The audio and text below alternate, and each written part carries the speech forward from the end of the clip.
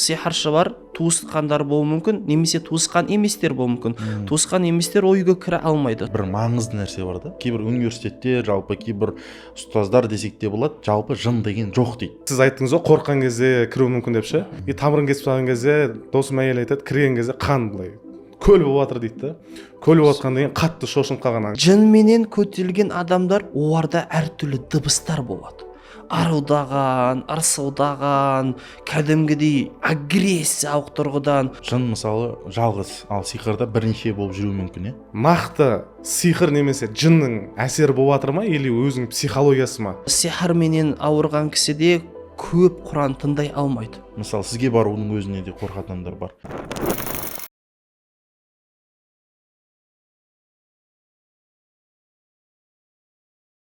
Ассалаумағалейкум баршаларыңызға. Бұл енді екінші бөлім. Біздің мынау YouTube алаңында көбінесе табыс, тендер туралы тақырыптар қозғайтынбыз. Бірақ енді алдында біз мынау руханиға байланысты, яғни жындар, сиқыр туралы айтқан YouTube подкастымыз 50 000 қаралым жинапты, 500 комментарий бар. Көп адамдар екінші бөлімін сұраған соң, біз қазір екінші бөлімін шығарып жатырмыз, түсіріп жатырмыз. Алдыңғы выпускта білетіндей Ербол аға өзіңіз бір таныстырып өтсеңіз, тағы да может быть жаңа көрермендер көріп жатқан шығар. Бисмилла. Я рабби лакал хам кама янбағи ли джалали ваджик ва азими султаник. Аллахумма салли ала саййидина ва хабибина расулина Мухаммад. Енді кішігірім бұл саланың маманымын деп толыққанды айта алмаймын, бірақ сонда да әлі күнге шейін оқып ізденісте жүрген адаммын. Яғни руқия маманымын. Одан бөлек практикалық жағынан да біраз сәл де болса тәжірибем бар. Шамамен 5 жылдай болды осы салада жүргеніме. Енді дін жағынан біраз кішігірім хабарларым бар. Умра мәселесі бойынша да кішігірім ұстаздық қызметтеміз. Одан бөлек негізгі қазіргі кезде енді жалпылама осы саладағы адамдарменен жұмыс жасаудамын. Енді қысқадан нұсқа. Жақсы. Айберген мырза, енді бұл кісі бізде кәсіптегі бауырымыз. Неге бұл кісіні шақырдым? Өйткені әртүрлі оқиғалар болды. Сол оқиғалардың почти барлығында куә болып жүрген адам. Сондықтан өзіңіз бір таныстырып өтсеңіз. Ассалаумағалейкум құрметті көрермендер. Есімім Айберген. Проект менеджмент салам, және де Мәкеңнің университеттен бері келе жатқан жақын досымын. Ербол ағаның уже өмірдегі інісімін деп айта берсек те болады негізі. Қысқаша өстіп таныстырсақ. Көмекшісі болып жүреді, көбінесе умраға барған кезде гид ұстаз болып, немесе бір ем көрсеткен кезде тоже Айберген мырза бірге жүрді. Сондықтан көп оқиғалардың куәсі. Сол үшін шақырып отырмыз. Өйткені алдыңғы бөлімде бірінші частьта көбінесе ақпарат болды, бірақ оқиғалар болмағаннан кейін көп адамдар әсер ала алмай қалды деп ойлаймын. Енді осы жолы нақты шынымен де факт бойынша оқиғаларыңызбен бөліссеңіздер. Енді алдыңғы видеода өте көп комментарий болды. Соның ішінде көп адамдар көмек сұрап жатыр. Яғни мен қиналып кеттім, менде осындай жағдай деген секілді. Соның бір комментариясынан бастасақ. Кішігірім оқып шығайын, енді өте ұзақ. Достар, мен қатты қиналып жүрмін. Әйеліммен көп ұрсам. Кеше үйіне кетіп қалды. Алдында үйіне талай кеткен. Ортада 2 қыз бар дейді. Ұрыстың көбі өзі осы азғыратын бәлелерде деп отырмын. Қазір әйеліммен арамыз ажырасуға жақын тұр. Білмеймін не істерімді. Бір рет түс көргем. Барау тамның үстінде ана бәле отыр. Мен қорқып ішке жүгірдім. Сөйтіп әйеліме айттым, бізді ажырастырғысы келеді деп. Яғни сондай кішігірім өзінің комментарийін жазған. Айтады, әйелім осыған дейін кешіріп келген дейді, бірақ енді осы жыл келмеймін деп отыр. Сондықтан бір көмектеріңіз болса айтсаңыздар деп жазып жіберіпті. Енді бисмилла. Жалпылама бізде диагностикада әңгімелесу бар ғой.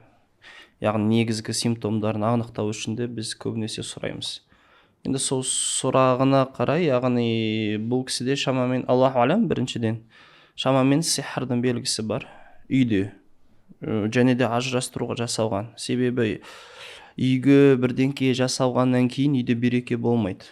Яғни ол жерде көп ұрыс болады, не болады, әйел адам күйеуінен бірден суып кете алады. Тура сол секілді күйеуі әйелінен суып кете алады. Ұрыс керістің болуы негізгі себептері сихрдан. Өйткені Алла тәбәрәка ва тағала Құран аятында, Бақараның 102 аятында келтіреді, ең алғашқы сихрлардың бірі ол ерменен әйелді ажырастыру деп келтіреді. былай айтқан кездегі негізгі. И бір жағынан шайтандар арасында да жалпы әбілістің алдында да дәрежесі биік жұмыстардың бірі. Енді бірінші кезекте дәрежесі биік жұмыстардың бірі ол адамды имансыз қылып өлтіру. Одан кейінгі тағы да дәрежесі биік жұмыстардың бірі, яғни шайтандардың иманы ол ер менен әйелді ажырастыру. Бұларға бір статус беретін миссиясының бірі. Иә, үлкен жұмыс. Былай айтқан кезде кәдімгідей бұлар бір үлкен отбасыны қиратып келеді. Авторитет алады содан. Иә, бұларға дәреже беріледі. Өйткені қалай айтсақ болады, олар бір істі жасау үшін де оларға құн төленеді. Құн төлену үшін де оларға әсіресе осындай қызметтер, оның ішіндегі сол қызметтердің ішіндегі де әр сатысына бөлінеді. Біреу ауру қылдыруы мүмкін сиқырда, біреу тағы басқа қылдыруы мүмкін, біреу рыздық несібесін жабуы мүмкін, тағы соның ішіндегі именно статус беретін жұмыстары бар.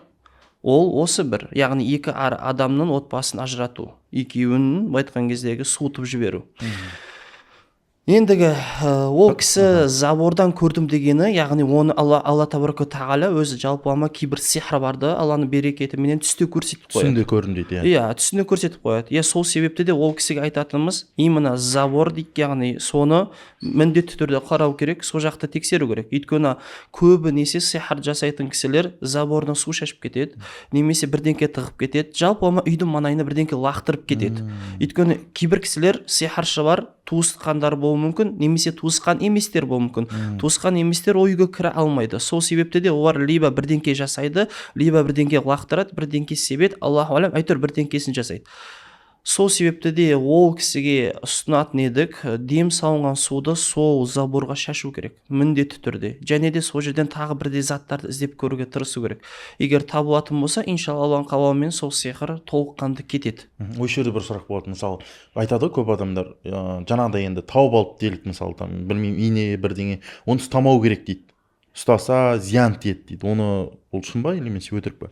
Оны әрине бірінші кезекте сихрдың да әртүрлісі бар, оның мықтырақтары бар, әлсіздері бар, тағы басқа бар. Бірақ астамны негізгі ұстамайтын адам, ол өзі сол сихрмен ауырып жүрген кісі ұстамауған дұрыс. Негізі.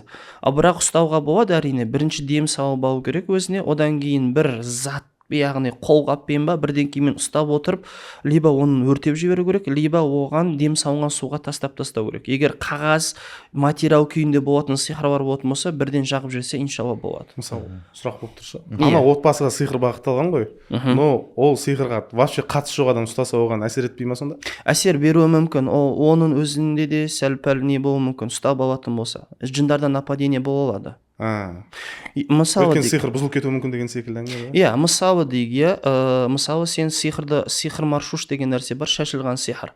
Егер сол жерде сен қатысын жоқ, ол жерде мүлдем. Бірақ сол жерде мыжып тұратын болсан, жын жабысу ықтималдығы жоғары саған. Иә, ондай жағдайлар тоже оқиғада болды. Болды. Өйткені.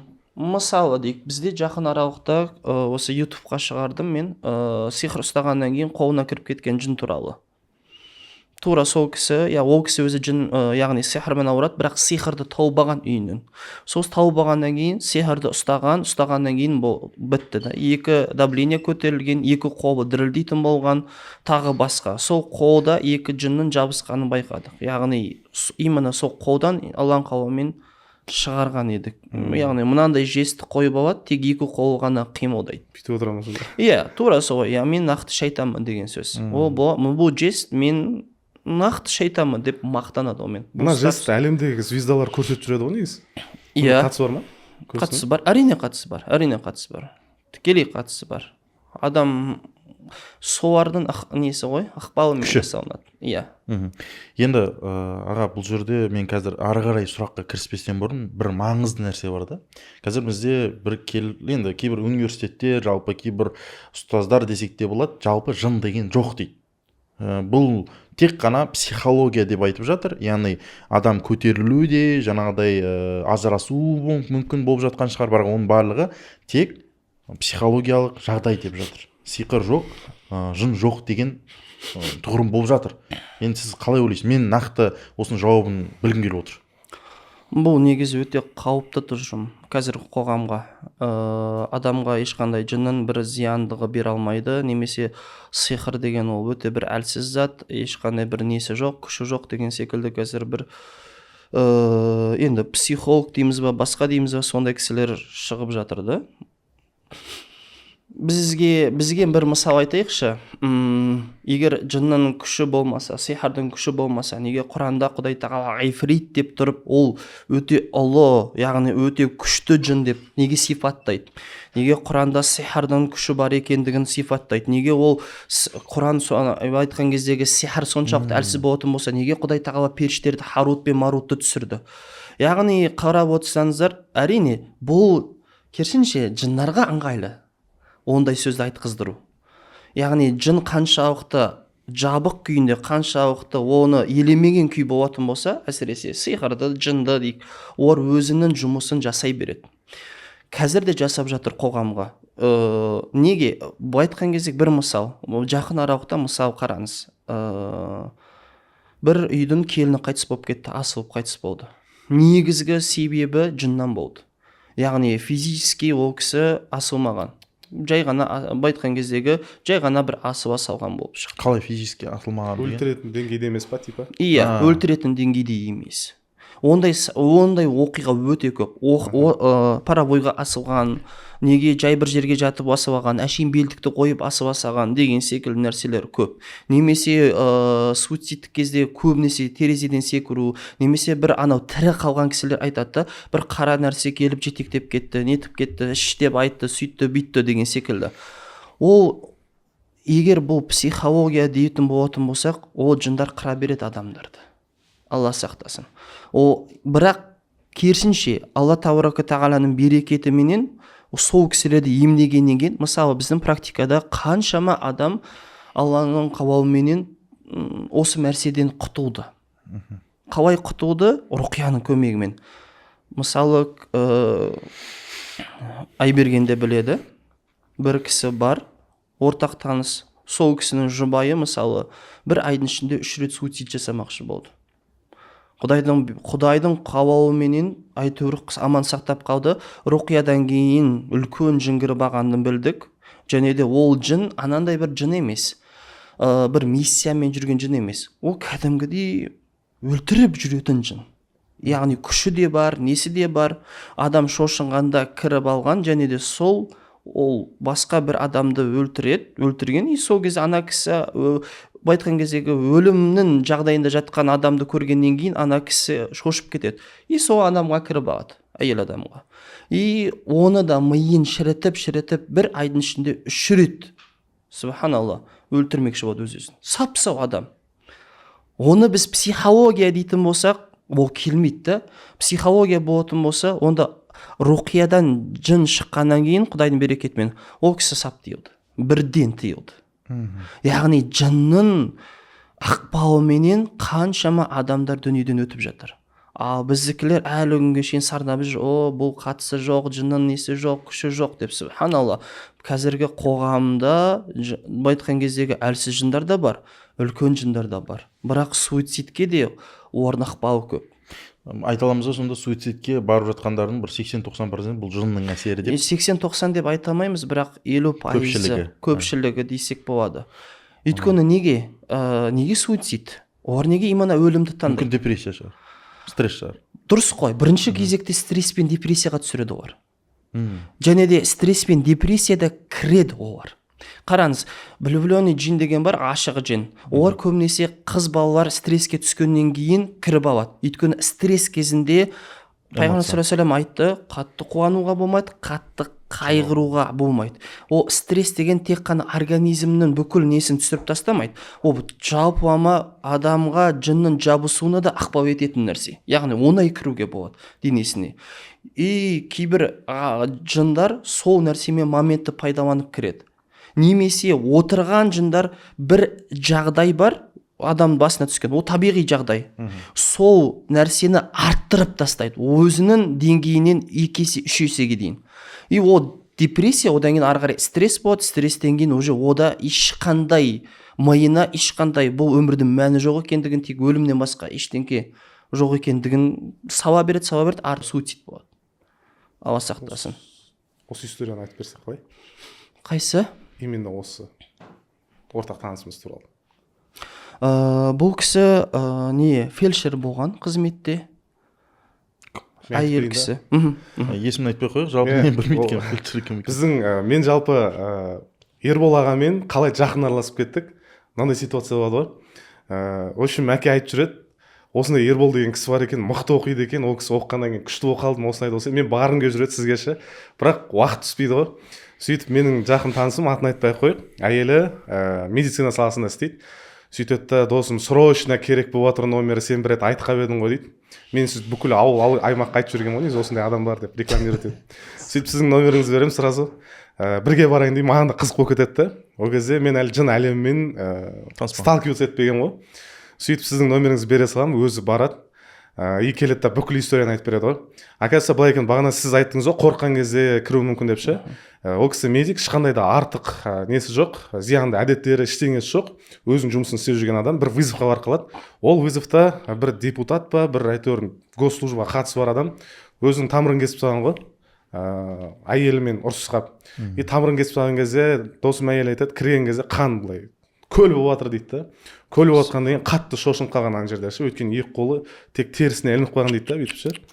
Сөйтіп қанды көріп шошығаннан кейін, походу ана жерде одан кейін историядан білдік, сіз айттыңыз, ана жын айтты, в общем, әйел айтты, бәрі бүйтіп қосқан кезде ана адамның ішінде сол жын отырған екен, суицидке итермелеген. Ол еще оны орындаған, өзінің қолын кескен, бірақ Құдайдың қалауымен тірі қалды деймін походу. Одан кейін тірі қалды, реанимацияда жатты деді. Ана жын шыққанда сол жердегі ең әлсіз дене қорыққан кезде танысымның әйел оқыған ғой. Соған кіріп кеткен. Досым айтады, содан кейін басталды дейді. Ол негізі өзі Көлсайда кәсіппен айналысатын. Көлсайда жүрген кезде үйде әйел жалғыз қалған. Негізі оның балалары бар. Ешқандай зиянды әдеті жоқ әйел. Есіктің алдында качеля тұрады ғой, арқанмен орнатылғанша. Сол качеляны қарап ойланады екен кәдімгі. Мынаған асылып қалсам екен, өліп қалсам екен. Есіктің тұтқасын қарайды, ойланып ана жерге арқанды байлап, мойным асып өліп қалсам екен деп ше. Сөйтіп 3 рет попытка жасаған екен да, сөйтіп суицидқа. Досым кеп қалады, танысым үйге келген кезде, в общем, ана кісі бұрын соңды қолданбаған заттарды қолданатқан ғой үйінде. Сол жерден ұстаған кезде, в общем, не то что-то, менің әйелім никогда бұндай істемеген. Что-то не то деп сізге барады. Сізге барған кезде ұшатын жын отырып қалады, оның үстіне. Жасы нешеде аға? 500-де ме бірдеңе? Білмеймін, үлкен жын. Ұшатын жын отырып қалады, досым келеді айтады, ойлашы, Ербол аға деген ана жерде былай сөйлесіп жатыр, жынмен по понятиям сөйлесіп жатыр, қанатын сындырды бір кезде. В общем, соңында анау шығып кетті. Содан кейін ана кісі вообще түк болмағандай жүр ғой. Құран смело тыңдай алады. Оған кейін Құран тыңдай алмай қалғанда, баласын ұйықтатқан кезде Құран тыңдатып ұйықтатады екен да всегда. Жын кіргеннен кейін Құран тыңдағысы келмейді, күйеуінен анық жақта жатады. В общем, сонда оқиға болғаннан кейін сізді естіп, танысып, одан кейін жаныңызда жүріп кетті. Баршаларыңызға видео пайдалы болып ұнап жатыр деген сенімдемін. Енді сіздерге жақсы жаңалығым бар. Осы видеоны көріп жатқан адамдардың арасында 2 адамға умраға жолдама сыйлағым келіп отыр. Шарттар өте оңай. Мен өзім бір кішігірім таныстырып кетейін. Есімім Мұзақбаев Мейірбек. Соңғы 5 жылда тендермен айналысып табыс тауып жүрмін. Тек қана өзім табыс таппай, шәкірттерге де үйретіп, олардың да табыс табуына себепші болып жүрміз. Егер сізде тендер туралы ақпарат біліп, сол салада табыс тапқыңыз келсе, онда мына описанияда сілтеме бар, сол сілтемені өтіп WhatsApp чатқа тіркеліп алыңыз. Және сол WhatsApp чатқа тіркелген адамдардың арасында 2 адамға умраға жолдама сыйлыққа беріледі. Біз ол жынды исламға шақырып көрдік қой. Бірақ ол анандай жын болса да, именно нақты шайтан екендігін білдірді да. Ол айтады, мен мынаны өлтірем, сосын шығып кете берем дейді. Біз содан білдік та, ол ана кісіге де өлтіргендігін. Яғни өлтірмесе де ол ойлады шамасы, яғни қан толыққан өте көп кеткеннен кейін ол жын қинала бастайды. Өйткені ол пайғамбар саллаллаху алейхи айтты ғой, ол қанменен жүгіреді деген секілді. Олар бәрібір қатысы бар. Адам өлейін деп жатқан кезде олар шығып үлгеру керек. Айтпесе ол денемен бірге өліп кетеді. Сол себепті шамасы ол содан шықты, мынау өлді, болды, таза нетті деп ше, бүкіл жұмысын бітті деп. Және де ол ана кісіге кетті, Аллах, біз енді қалай айтсақ болады, барынша исламға шақыруымыздың негізгі мақсаты ол кейін шыққаннан кейін басқа бір адамға зиян тигізбес екен дейміз. Өйткені ислам қабылдағаннан кейін әйтеуір тәубесіне келіп бірдеңкесі болар. Жындар. қабылдайды. Ішіндегі именно шайтандар осындай бір өлімге неге апаратындар. Бірақ ол мүлдем анандай болып шықты, мүлдем былай айтқан кездегі түсінігі жоқ. Ол тек қана өлтіру и болды. Мен мынаны өлтірем, одан кейін шыға берем мен дейді. Бірақ Құдайдың қалауыменен ол бір жақын аралықта кірген себепті және де Алланың қалауыменен Құранға шыдай алмауының себепті Құдайдың бір берекетімен ол кетіп қалды, шығып кетті. Жақсы, соны айта аламыз. Яғни Құранда бар жынның айтылғаны, яғни жын кіре алатыны туралы нақты айтылғаны бар. Мынандай нәрсе ғой, бізде ғалымдар екіге бөлінеді. Абу Ханифаның мәзһабы бойынша, біз өзіміз мәзһаб бойынша жалпы кірмейді, тиеді деп сырттан етеді деп келтіреді. Біздің мәзһаб. Біз мәзһаб бойынша. Біздің мәзһабта тағы да сонда да басқа да имам Мұхаммед деген кісілер бар. Ол кісілер кіреді деген түсінікпен бар. Яғни мәзһабтың ішінде де пікір талас бар бұл мәселемен. Басқа мәзһабтардың ішінде де бар. Мысалы, Ахмад ибн Ханбал деген кісі өзі айналысқанда ол кісі кіреді деп айтады. Маңыздысы жарайды, кіру кірмеуде емес. Маңыздысы мынандай ғой, бізде кірмейді, бірақ тиеді деген сөзді көбінесе сәл бұрмалайды. Кірмейді деген сөз, ол мүлдем кірмейді деп айтады деп айтқан кезде ойлайды. Жын денеге кірмейді, өйткені Құранда оған дәлел жоқ деп алып келеді. Бірақ қызығы, кірмесе, ол мүлдем адамға жоламайды деген сөз емес. Мысалы, біздің практикада көзбен жабысқан жындар олар кірмейді, бірақ денеге жабысады. Бірақ әсері кіргенмен бірдей. Бірақ ол денеге айтқан кезде денеден толық кірмесе де, денеде қалыптасады ол нәрсе. Осы нәрсені екінші форматын білмеймін неге екенін, бірақ айтпайды. Яғни жын кірмейді, онда кірмейді, болды деп ойлайды. Болды, қатысы жоқ, мүлдем қатысы жоқ. Ол басқа жақта сырттан келіп кетіп жүреді. Жоқ. Біздің практикада именно көзбенен, хасатпенен келген жындар тиеді, яғни жабысады денеге. Бірақ дененің ішіне толыққанды орналасып кірмейді. Сонда да екеуінің де ықпалы почти бірдей десек болады. Түсінікті. Сиқырмен келгендер нақты кіреді. Енді кейбіреулер былай айтып жатыр. Енді ондай адамдарды да білеміз. Яғни мүмкін білімі жоқ шығар, мүмкін жаңағыдай бір шынымен де көмектеспейтін шығар, бірақ өздерін көмекші, яғни осындай рухия маман ретінде көрсетіп, кәсіп ретінде көріп жүрген адамдар бар. Көп адамдар айтып жатыр, яғни бұл ондай жоқ, ол рухия шығара алмайды, ол істеп жүрген адамдар таза бизнеспен айналысып жүрген деген секілді тоже айтып жатқан әңгімелер бар. Енді бір рухия қазіргі таңда енді ғана шығып жатқан бір не ғой, бұл қалай айтсақ болады, мамандық дейміз ба, басқа дейміз ба? Тренд болып жатыр десеңізші. Енді қараңыздар. Сіздің миссияңыз дейікші. Яғни сіз енді бұл жерде мен ойым бір ақша тауып, бір енді бұл байитын жол емес қой, былайша айтқан кезде. Бір миллионер болып кететін жол емес, шыны керек. Мен не үшін біреудің жынымен төбелесуім керек? Иә. Ол ғифрит болып қалсашы, ол мәрит болып қалсашы, мені бүкіл семьям құриды ғой. Мен неге өзімнің басымды ешқандай бір ақы алмайтын, әрине ақы алмайтын адамдар бар, расымен жағдайы жоқ. Ал бірақ қалай айтсақ болады, бір үлкен докторлық диссертациясы бар, немесе тағы барысқа дәрігерлердің өте көп құн сұрайды, бір 15 минуттық дүниесіне. Бұл жай ғана не жасап берудің өзі. Бұл саланы до того қадірсіз қылдырады, яғни жынды соншалықты бір ойлайды, бір несі жоқ деп. Бірақ өз кісілерінен сұрасаңыздар, онкология болып қалған, не болып қалған, өте көп шығынмен келеді, рухияға келген кезде тағы да осы мәселені қозғайды. Неге ақы алады? Неге олар тағы басқа дүние жасайды? Неге олар қарилар ешқандай ақы алмаушы еді ғой? Неге сендер ставка қоясыңдар? Тағы басқа. Негізі бұл саламен айналысқым да келмейді, негізі.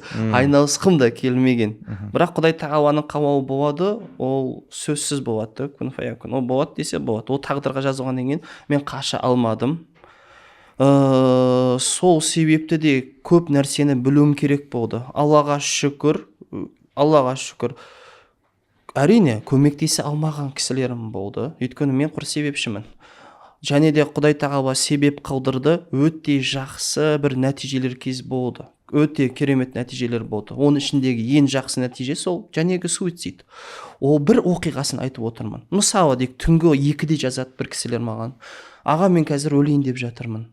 В общем, оқымасаңыз мен кеттім дейді. Не істейсің? Оқуың керек. Түнгі 2-де. Иә. Сіз стресс кетсе санау. 12-де жазады мысалы. Мен уже суицидтен артық не етіп тұрған жоқпын. Осындай нәрсе. Ол кісі түнгі 12-де шақырып, жақсы бисмилля деп, ол менің бала шағам бар, әйел нем бар. В общем, ол жақ айтқан кездегі отбасылық жағдайды көп адам ескермейді. Айтқан кезде мен өз басымды жеке тіксем жарайды. Бірақ отбасымның жағдайында міндетті түрде, өйткені мені отбасым қаншалықты шабуыл жасағаны бар, несі бар. Шабуыл келді отбасыңызға. Иә, именно қиналған жындар кәдімгідей үйде қалып өлтіру үшін қалған кездері болды, айтқан кезде. Одан кейін Құдай сақтасын, тағы қаншама нәрселер болуы мүмкін, ықтималдығы бар еді.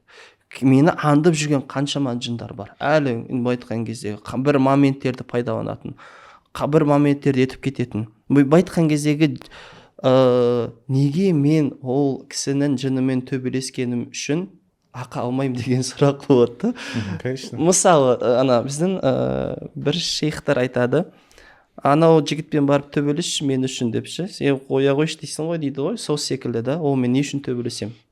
Яғни жалпылама дінімізде де рұқсат бұл нәрсе. Бірақ бұны кәсіп десек тағы да келмейді. Бірақ кәсіпке айналдырғандар да бар. Мен ол мына жағын айтқым келіп отыр да. Енді сіздің опытыңызды көріп жүрік, адамдар көмектесіп жатқаныңызды.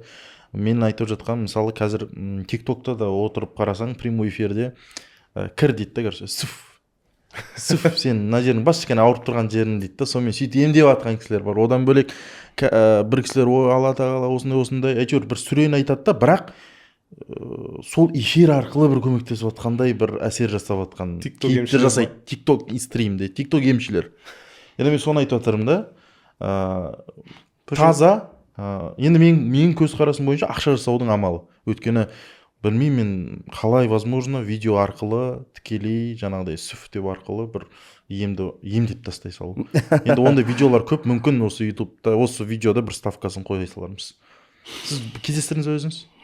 Мен бай сырттай ғана білмесем, нақты бір қатты бір хабарым жоқ. Бірақ мен өзімде онлайн кейде саламын. Бірақ бір адамның өзіне маған 40 минутым кетеді.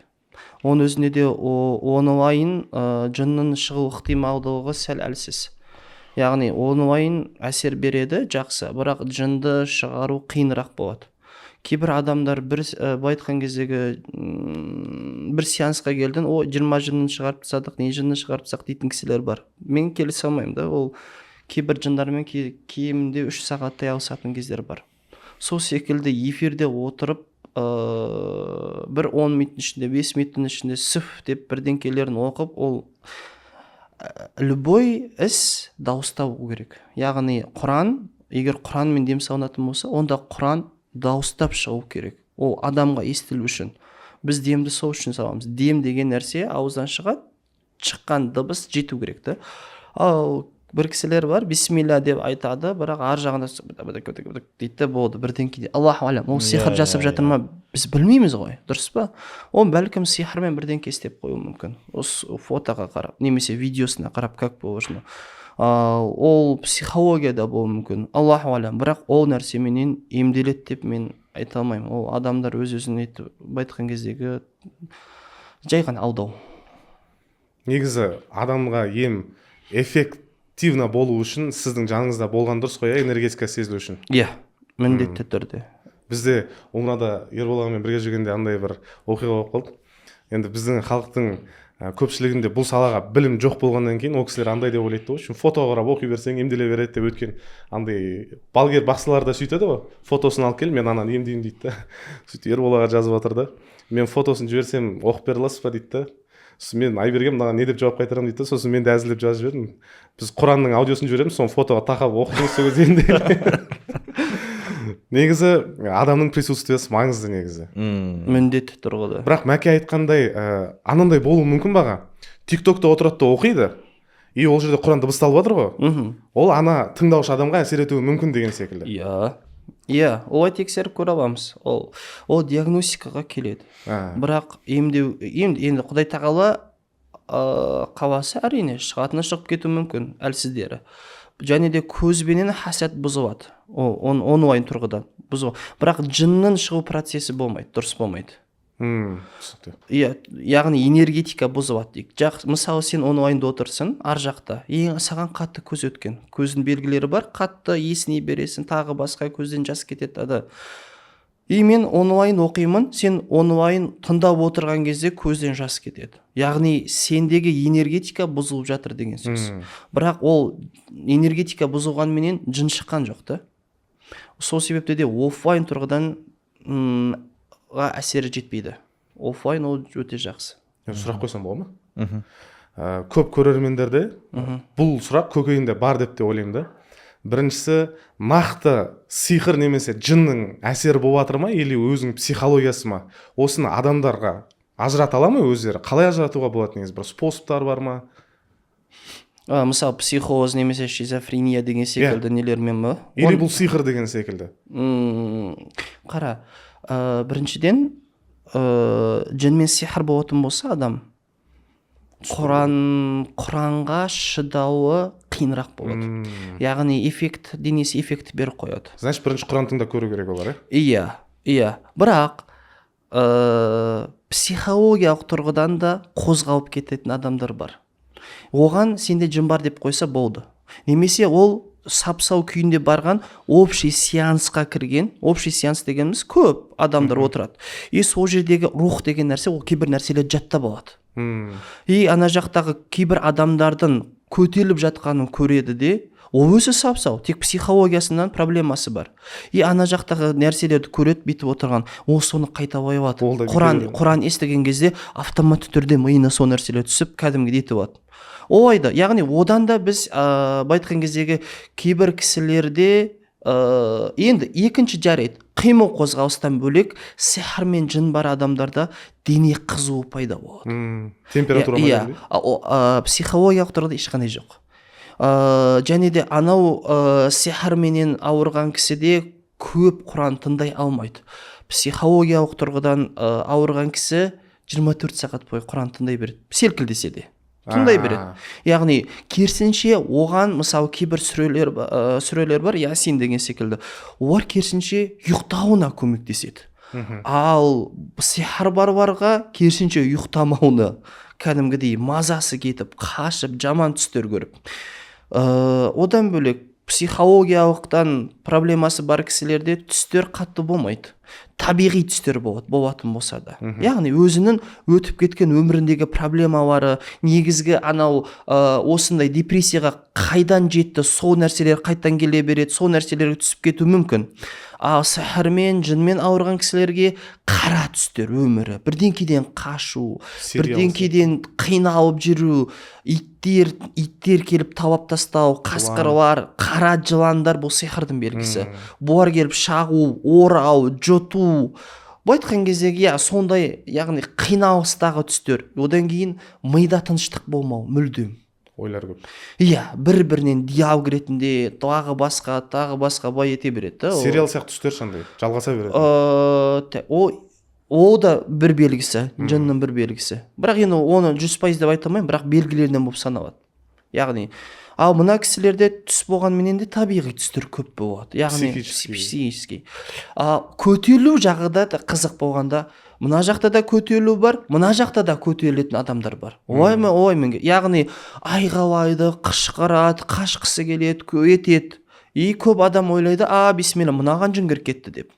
Бірақ айтып жатқан әңгімелері ла иляха иллалла Мұхаммад Расулалла, анау деген секілді нәрселерді айтады. Тағы табиғи нәрселерді айтады, бірақ сәл ауытқыма. Ана жақ аспаннан бірдеңкелер кеп тұр, аналар сөйлеп жатыр, аналар бүйтіп жатыр. Ендігі жынменен көтерілген адамдар, оларда әртүрлі дыбыстар болады. арылдаған, ырсылдаған, кәдімгідей агрессиялық тұрғыдан олар ешқашан ля иляха илlalла мұхаммед расулалла деп айтпайды. Мысалы, мына жақтағы бар жатып алды, я Аллахым көмектес, я Құдай көмектес, тағы бірдеңкелер айта береді. Яғни бәрібір психологиялық тұрғыда мыналар ешқашан Құдайды аузына салмайды. Яғни ол нәрседе салмайды, ол нәрсені айтқызбайды.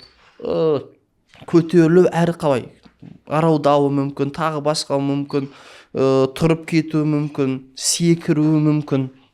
Енді айтқан кездегі неше түрлі жағдайлар болады. Яғни айырмашылықтары бар. Енді қараңыз, мысалы жаңа психологиялық шизофрения деп отырмыз ғой, сол кезде ол рухияға емес, былай психологқа барсашы. Дұрыс қой, психологқа бару керек, бірақ оның ішінде де психологтар көмектесе алмайды кейбір нәрсесіне. Психиатр менен психотерапевтке бару керек. Именно мидағы процестер. Негізгі соларға бару керек. Одан кейін барып психологқа барса болады. Сәл басу керек, ана нәрсенің бәрін кетіру керек мидан. Осы нәрсе керісінше де болуы мүмкін ғой. Проблема сиқыр мен жыннан болуы мүмкін да.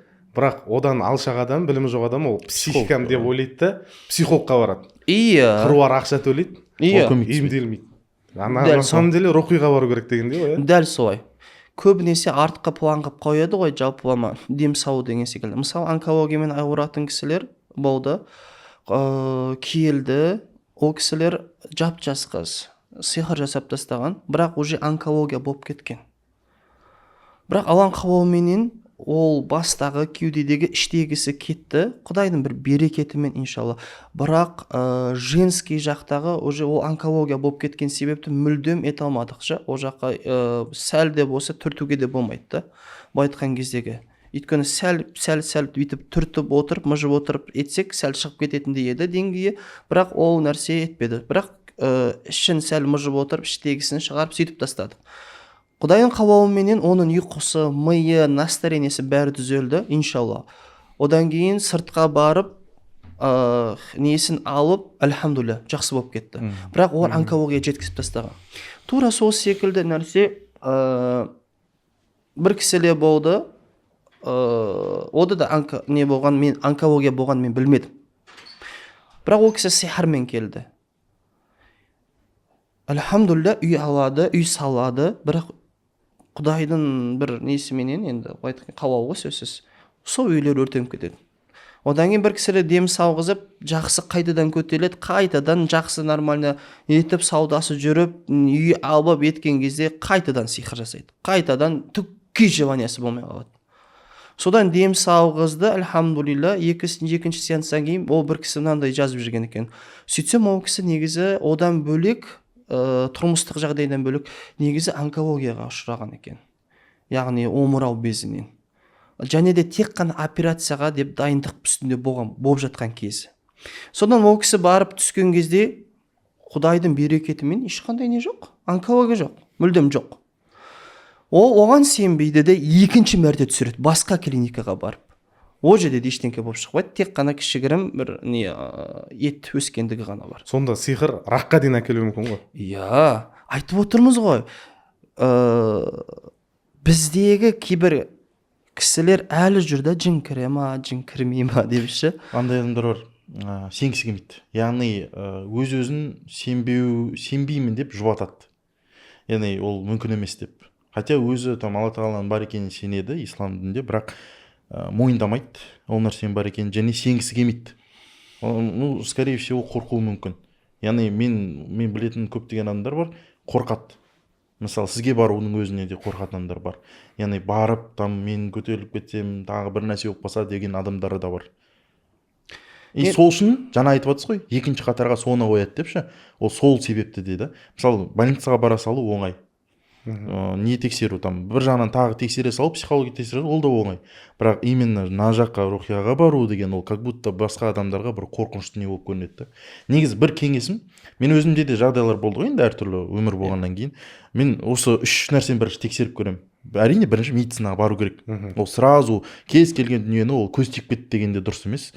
Екіншіден, психологиялық болса, психологпен барып психотерапевтпен сөйлесіп көру керек, тексеру керек. Если мына жақта екеуі норм ба, уже үшінші жақты қосу керек та, міне барып. Көп адамдар осы екеуін жасайды да, келмей қалады. Яғни бұл біз көбінесе адамдардың бір жаман жері көзбен көретін нәрсеге сенеді ғой. Көзбен көрмейміз ол нәрсе жоқ деп ойлайды. Бірақ бір мысалы бар, анау электрика дейді да, яғни біз тоқты көрмейміз көзбен дейді да, бірақ оның күші қаншалықты дейді да, мысалы. То же самое біз Алла тағаланы көрмейміз, бірақ біз сенеміз ғой. И то же сияқты жынды да көрмейді, көз тию дегенді көрмейді, и сенгісі келмейді. Сондықтан осы үшеуінен обязательно өтіп, менің кеңесім де енді ол. И барып көрген дұрыс, сол кезде уже нақты болады. Өйткені Құдай сақтасын, енді әртүрлі ситуациялар болып жатыр. Енді қазір мына жерде бір тағы да комментарий бар, осы жерге әдемі келеді. Қазір қой жүрейін. Былай айтып жатыр.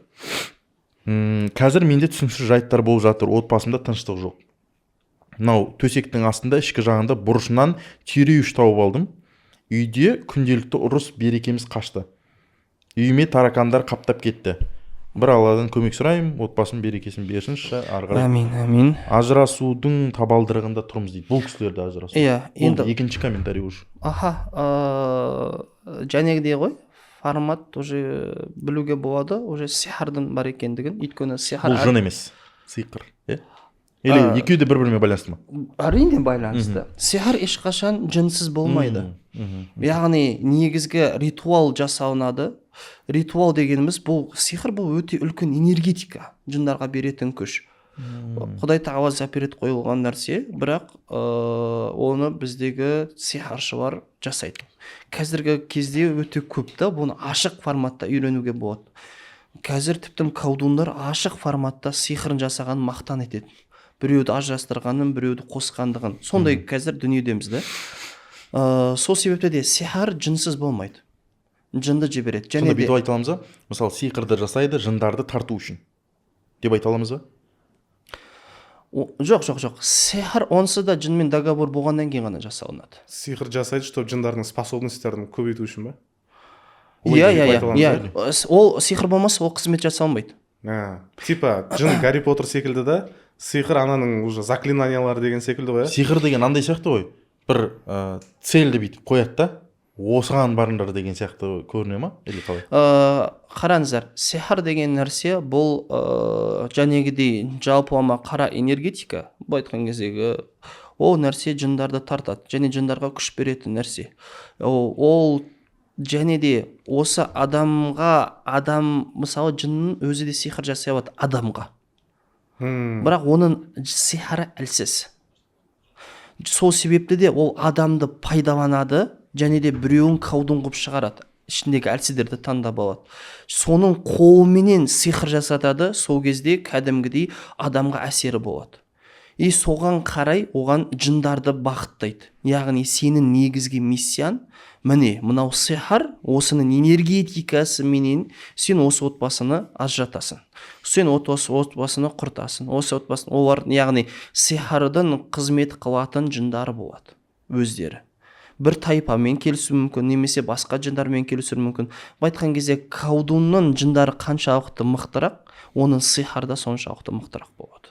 Основной негізгі кейбіреулері жертваға шейін барып жатады, кәдімгідей мал сойып, не сойып, қан шығарып, яғни қаншалықты жертва болады, олар соншалықты мықты жындарын жібереді. Жындар қаншалықты мықты болады, соншалықты сихары да мықтырақ болады. Жын мысалы жалғыз, ал сиқырда бірнеше болып жүруі мүмкін, Керісінше, бір сихарда бәленбай жын болуы мүмкін. Соны айтамын. Яғни сиқыр болған жерде бірнеше жын болады, ал былай сиқырсыз болса, мысалы бір адам болса, бір адамның ішіне жын біреуіз болып кіруі мүмкін. Болады. Ол және де ол жерде жатқан сихарды жатқаннан кейін сырттағы жындарда әсіресе именно ластар, шайтандар сол жерге тартыла береді. Өйткені ол күш беретін энергия жатыр ана жерде. Оны Құран аяттары жойып тастайды. Ал жәнегі ине дегеніміз инеге жасалынады. Енді байтқан көбінесе инеге жасайды. Ол алыстан келмейді де. Яғни оны білуге болады, ол үйіне кіре алатын және олармен арбасатын адам жасағандығын. Ол үйден олар жын келіп, оны инелерді тасып ана жерге тығып кете алмайды. Оны адам тыққандығы белгілі. Ол және де дәл сол өздерінің төсегіне тыққан себепті одан білуге болады, оларды ажырастыруға жасалған сиқыр екендігі. Төсекке тығып тұр өйткені. Өйткені төсекке тығып тұр. Ажырастыруға қоса оларда көбінесе бесплодияға бірге жасайды. Яғни бесплодие деген яғни бедеулікке.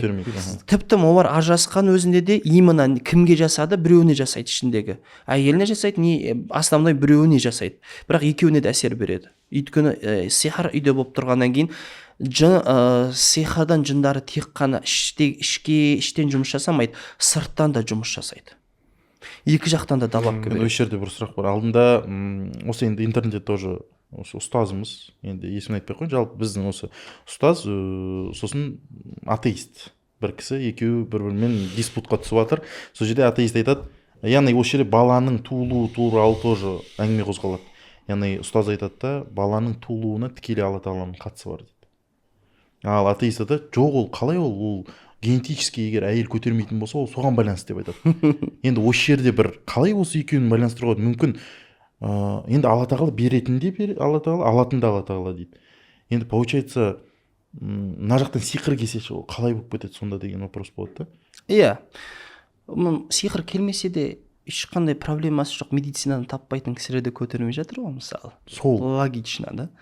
Ешқандай, егер генетикадан нететін болса, егер сол кісінің логикасымен салатын болса, ешқандай проблема жоқ да, медицинадан. Тап-таза. Ештеңе жоқ.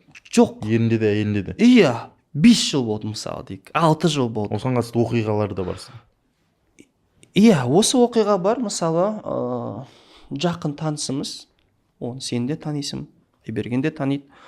Ол кісілер көтермеді, байтқан кездегі. Және де ол кісілер нақты қаралды да, толыққанды қаралды. Гормональный болсын, не болсын, урологиялық болсын, тағы. Байтқан кезде 5 жылдың ішінде емделді. Біраз нәрсені тоздырып тастады, және біраз нәрсенен хабары бар, байтқан кезде. Өздері дәрігерлік кеңес бере алатындай жағдайда. Және өкінішке орай менің білуімше, керісінше соны емделемін деп денсаулығына зиян алып алған. Иә, переизбытоктан дәріні ше береді, гормональный, сонымен наоборот зиян келіп кеткен. Алланың қалауыменен сол кісілерді тексергенде жалпылама сиқыр болып шықты. Оның сиқырдың ішіндегі бір несі бедеулікке, бесплодияға жасалған сиқыр болды. Бірнеше сиқыр болды. Иә, бірнеше сиқыр болды. Негізі сиқыр бір ғана сиқыр болмайды көбінесе. Ол сиқыр болғаннан кейін көп нәрсеге әсер береді. Оның ішіндегі ризық мәселесіне де, ол жердегі денсаулық мәселесіне де, ол жердегі жәнегі ажырасу и бесплодияға да береді. Тіпті ол ажырасқаннан кейін де ол басқа біреуге тұрмысқа шығу қиын болып кетеді. Қызық болғанда ше, яғни тиюі қиын. Тисе де ажыраса береді. Айтпағымыз, жәнегі кісінікі Аллаға шүкір, қалай толыққанды сихыр бұзауда жын шықты, альхамдулилля, ол кісілер көтерді. Енді жәнегі логично келген нәрсеге тағы да сұрақты, оған. Бұл нәрселерді ол кісілер бәрібір мойындамайды, атеистер. Себебі, ол жердегі біздің Қазақстандағы атеистер менен әлемдік деңгейдегі атеистер, яғни батыстық атеистердің байтқан кездегі айырмашылығы, батыстықтар көбінесе ақиқат іздейді. Факт іздейді, және оған тоқтай алатындар. Ал біздікілер әшейін қырсықтық. Оны тіптім көзіне көрсетсен де, қалай айтсақ болады, олар қырсықтығынан олар мойындамайды. Сол себепті де барынша қашуға, барынша байтқан кезде қазақтық не деген секілді әшейін өтірік алдыға салбалады да, қазақта жетеді, сынықшылық деген нәрсе бар. Яғни адамды байтқан кезде сынықпен ететін бар. Және де қазақта жын тию деген нәрсе бар. Қазақта тағы басқа деген нәрселер бар. Бірақ олар именно қазақтың осы жерлеріне білмеймін қалай қарайтындығын, бірақ басқа жақтан алып алған. Иә, оларға басқа жақ болғанда өзіне ыңғайлы қылып қана алып алған ғой. Соның кесірінен олар. Сонда Абай Құнанбаевтың айтқан сөздері қайда қалды деген сияқты тоже. Олар айтады, Абайды сынауға болмай ма дейді. Абай идеал емес қой дейді. Осы жерде бір нәрсе айта салайыншы. Бір историяны. Біз бағана айттық, ауру тудыратын сиқырлар бар, ауруға жасалынатын, ажырастыруға жасалынатын, тағы бір өзін жеке кезіккен, соқтығысқан бір сиқырдың түрі бар. Ол, в общем, кәсіпке жасалған сиқыр ғой. Бізде бір проект болды, менде жеке арықтауға арналған процедура. Ол физиотерапияда кәдімгідей, әртүрлі массаж жасау арқылы, жаңа тоқ жіберу арқылы. И сол проект аламыз. 2 апта сатылым жоқ қой. ештеңе сатылмайды, клиенттер келіп жатыр бірақ ұнатпайды да кетіп қалады. Сөйтіп бір жағдай болды. Мен ана жерде бүкіл менеджменттегі білімді салам ғой. Сатылымда ғана процесстерді өзгертіп көреміз, клиентті басқалай тартып көрейік дейміз. Сатылым болмайды. Менің жеке тарихымда ол мақтанған емес, бірақ рекордта 2 апта мен сатылым жасай алмай қалдым деген рекорд болды. Бірақ продуктке қараймыз, бәрі пайдалы, бәрі шын жасалынатын нәрсе, лохотрон емес. Сөйтіп ойыма дың ете қалды, мына біз алған офиста а что если бір сиқыр жасалынған кәсіпке байланысты деп. Өйткені сол офистің жанында магазин бар, сол магазиндегі тәте айтады да, сендер уже қаншыншы адамсыңдар дейді, ол офисқа келеді, адамдар ауысады, жүргізе алмайды да кетіп қалады, тағы келеді, жүргізе алмайды, кетіп қалады, сендер келіп отырсыңдар дейді да. Ойыма дың ете қалады, Ербол ағаны шақырамыз. Сөйтіп бүкіл офисті оқып шығады да, суға дем салады, суды оқиды. Сөйтіп сол суды есіктің табалдырығына бүкіл жерге шашып шығамыз ғой. Ойлаңызшы, ертесі күні бірден продажа болып кетеді ғой. Біз ештеңе өзгерткен жоқпыз. Дәл сол әңгімені айтып жатырық, дәл солай түсіндіріп жатырық. Сразу адамдар келеді да, мен білмеймін, бірақ та кәдімгідей сеніп тұрмын сендерге дейді да. Продажа басталды да сол кезде бірінші. Бұл бірінші жағдай. Екінші жағдай, ойлашы Мәке, алдында өзім бір дос балалармен Моншаға барғанбыз ғой, қатты бір қымбат Монша емес. Осы күнге дейін мән бермегем, 3-4 рет қана барып көргем. Осы жол барам, досым айтады ғой, қараш брат, ана жерде андай дөңгелектер тұр дейді, бүйтіп дұрыстап қарасақ, андай бір оберег дейді ғой, киноларда болады ғой, бүйтіп дөңгелек нәрсе бүйтіп салбырап тұратын. Сондай нәрсенің бәрін стеналарға, қабырғаға іліп тастаған, оның бәрі заборда тұр. Парилканың ішінде тұрған осы тіпті. Оберег деген андай дөңгелектер деген болады да. Типа көз тимесін, орта салбырап тұратын, үлкен кәдімгідей. Шамандардың андай несі сияқты ғой, дірілдететін. И бүйтіп қараймыз, уже мән бере бастаймын. Мынандай просто полкаларда адамның бастары біртүрліші, орамалға оранып тұрған адам денелер боял кеткен. Ананы көремін да, шош кетемін ғой. И мен ойлаймын да, бізде андай бар ғой, кәсіпті наоборот жүргізу үшін де сиқыр жасалынуы мүмкін ғой негізі, адамдарды, клиенттерді тарту үшін. Ана жерде чош кетеміз, сразу шығып кетеміз ана жерде, парт соңында отырмайша. Получается, андай да болуы мүмкін ғой. Кәсіпті тоқтату үшін жасалынатын сиқыр, и кәсіпті жүргізу үшін жасалынатын сиқыр. Мен естігем, машинасын сату үшін көз байлайды дейді. Яғни бір машинаны көрген кезде, бір қараған кезде, анау әдемі болып көрініп кетеді. Бір ертесіне уже анау енді сол үшін жасап қояды екен да, сиқырды адам көрген кезде как будто идеально болып көріну үшін. И потом ертесіне бүйтіп көзін ашып бір ойланып қараған кезде уже жүрмейді ана машина деген сияқты ғой. И тоже анау ол да бар ғой, мысалы ер мен әйелдің арасында бір жігітті мысалы дуалап алды деген әңгіме де бар. Яғни жаңағыдай сиқырлап алды, ана бір WhatsApp-та аудиода тарап жүр ғой. Аллаға шүкір тәте, біз қосылдық. Сен ана куконың әсері ғой деймін деп бір аудиода. Аллаға шүкір деймін. Мынандай нәрсе есіме түсіп отыр. Таза болуда мынандай болған. Бізде көбінесе сауда орталықтарындағы бір заттар сатады ғой, енді атын айтпай қояйық. Сол заттар көбінесе кейбір кісілерде егер діннен хабар жоқ болса, через немен сатады? Сиқырмен сатады. Яғни біреулерге барып, бабкаларына барып келеді де, сиқыр жасатып, содан кейін өткізіп береді. Өйткені олардың өзі сатып отырған заттары да 400-500 мыңның көлемінде. Содан не керек? Мен бір кісіні қараймын, және де ол кісіге айтамын, заттарыңызды, сататын заттарыңызды тазалау керек деймін де, суға дем сап беремін. Полный шашып шығасы деймін. Ол барады да түнде барып шашып шығады, бірақ ол жерде анандай арендаға мынандай бөлінбейді де, тұрған заттары. Айтқан кезде дивандар ғой. И ол жанындағы нелерді де сатады, жанындағы ананыкі өтпейді де, өзі әрез өтеді ол кісілерді, өзі етіп жүрген кісі, шашып жүрген кісі. Ал жанындағы тура көршісінікі әдемі өтеді. Екеуі бір зат сатып отыр дейсіз. Иә, екеуі бір зат сатып отыр. Яғни орындық деген секілді нәрселер. Содан не керек? Ана кісі тұрады да, ана нені айтады ғой? Жанындағы кісілерге де шашып шыға салады ғой. Олардың да саудасы жүрмей қалмайсыз. Сөйтіп ертеңінде қарайды, бір апта бойы мүлдем сауда тоқтап қалған ана кісіде. Таң қалады да. Яғни ода белгілі нәрсе де, ол жерде сиқыр болғандығы, және де сиқыр ол адам клиентті тартатындығы. Одан кейін ол кісі бір жаққа барып келген ғой деймін, по-моему. Одан кейін қайттан еткен секілді. Яғни сиқырды кейбір нәрселерде пайдаланады адамдар. Торговый центрларда бір негелерге кіруге, неге адамдар өзінен өзі тартып кетеді, өзінен өзі қызығып кетеді. Алғым келіп тұрады анан. Иә, сол бір, яғни оны қазір мысалы көлікке де етіп жатыр. Бір кісі бар, мысалы айтады, мен мынаны қалай алғам екенімді ұқпаймын дейді. 3 күннен кейін бітті дейді, былай айтқан кезде. Көз байланып қалған. Иә, көз байланып тастайды, содан кейін ол машинасы дұрыс та болмайды. Алла сақтасын, негізі ол дұрыс емес. Негізі ана көрермендерге бір айта салайықшы, мына естіп ойлап қалмасын, мен кәсібін жүргізуге сиқыр жасауға болады екен ғой деп. Ол нәрсені де түсіну керек. Яғни ол дұрыс емес. Анау жындармен келісім жасау немесе сол үшін сиқыр жасау ол дұрыс емес. Оның соңы белгілі да. Яғни ол сиқырды, яғни Құранды керісінше пайдалану дұрыс қой. Мысалы сиқыр деген нәрсе Алла тағала запрет қылған дүние. Иә, запрет. Ол сиқыршыларға тозақ деген уже айтылған. Яғни ол дұрыс емес болады. Сондықтан оны қолдану қайша. Менде бір сұрақ болады. Мен бұрын базарда жұмыс істегем. Бұрын продавец болып, сол кезде көп адамдарды көретін. Менде 9-шы сыныпта ғой. Сол кезде бірлер жаңа адыраспанмен бутигін жаңа аластап жатады. Одан екіншіден кейбірлер ақша сұрап жүреді. Ұйғырлар жаңағыдай енді білмеймін енді ұйғыр ма жаңағыдай ақша бересің, и сол кредитті, короче, аластап беріп кетеді, саудаң жүрсің деген сияқты. Мысалы, сол аластау деген нәрсе ол дұрыс емес па? Жоқ, өзіміздің қазақи аластауда проблема жоқ.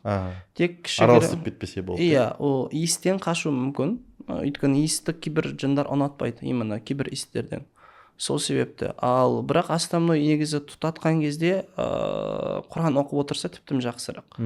Ал енді сығандар көбінесе, енді сыған ба, ұйғыр ма, ол кісілер көбінесе через сихр арқылы етеді. Оларда кішкене опасность бар. Өйткені олар гипнозбенен өте жақсы владение қылдырады, адамның көзін байлап тастайды, заттарын алып кете салады. Тура сол секілді гипнозбен сізді ету мүмкінді, тауып алу мүмкінді. Айтқан кезде бір жеріңізде сихыр бар деп өзінің затын алып шыға салу, тағы басқа. Яғни ақша жасау үшін. Енді қараңыз, сол секілді кәсіпте әсіресе бір-бірін кәсібін етпеу үшін бірінің бутигіне бірі сихыр жасай алады. Бақталастар. Бізде мынандай нәрсе болды. 1 ай, 2 айдай шамасында арендаға тұрады. Мүлдем бір звонок болмайды.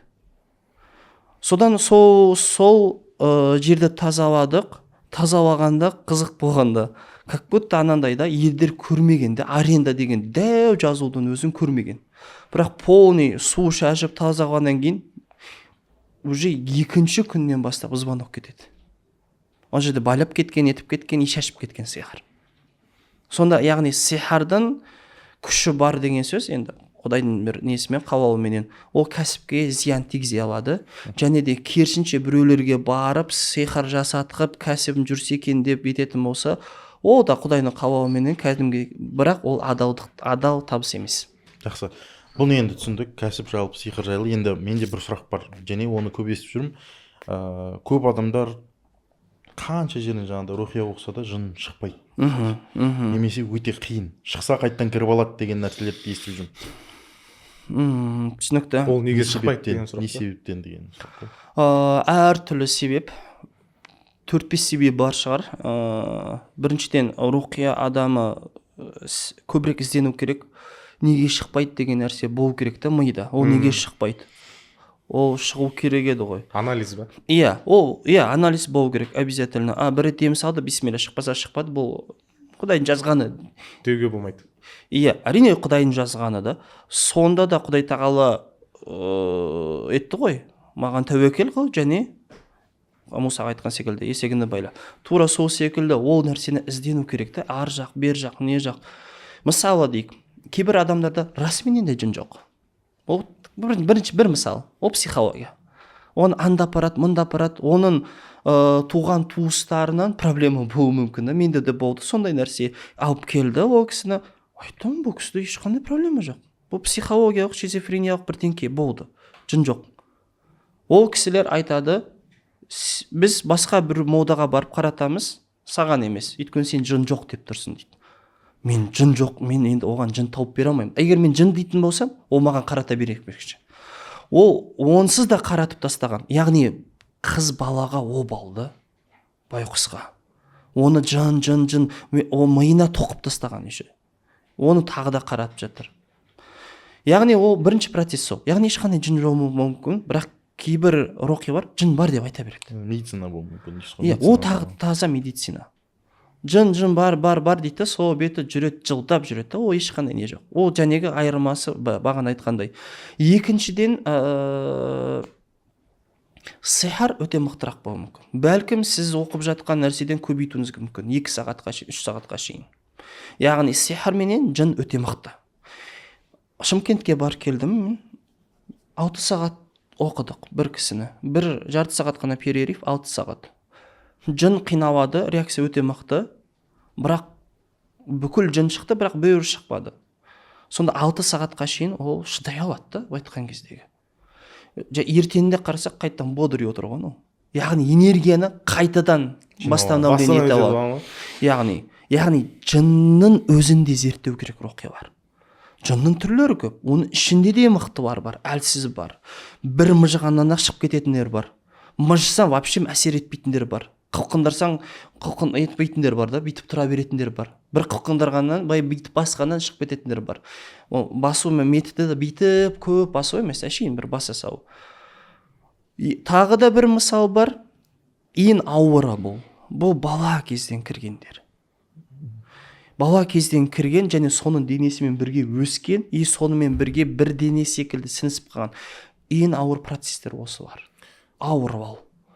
Өйткені қиындаудың бірі сол да, жын шыға алмайды. Қалай шығу керек екенді білмейді. Байлан қалуы да мүмкін ғой? Ол төртінші. Ол сихар және бір жағынан шыдайды деген жынымыз, ол байланып тұр. Сол себепті де кейбір жындар шығамын дейді, бірақ ол шыға алмайды. Рухи тек адамға емес, ол жынға да көмектесе алу керек, оның білімі. Яғни кейбір жындарды заставить етіп кіргізеді.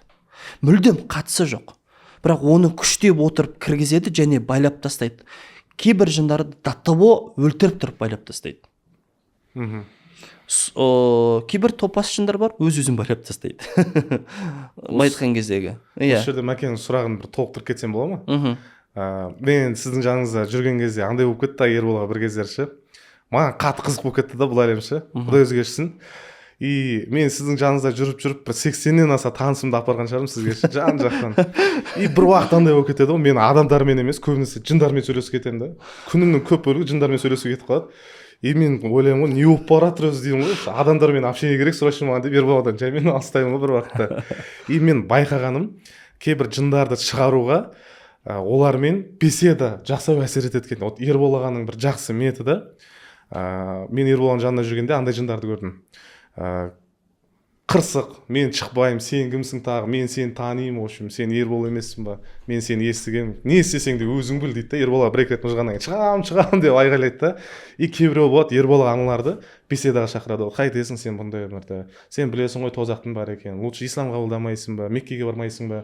Басында қырсығып отырады, кейін жаймен по понятиям сөйлескеннен кейін анау кәдімгі келеді ғой, иә негізі дұрыс емес деп сөйтіп шығып кететіндер де бар екен. То есть әңгімеде олардың тезірек шығуына әсер ете алады, жындарға, ішіндегі именно шайтандар болмаса, көбінесе жындар, есі дұрыс жындар болатын болса әсер береді, жақсы әсер береді.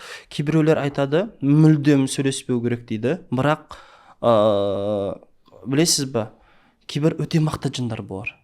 Менің практикамда сол себепті де кейде мен сөйлесуіме тура келеді, өйткені менің күшім жетпейді. Менің күшім дегенім физикалық тұрғыдан ол әйел адамға мен күшім жетпейді.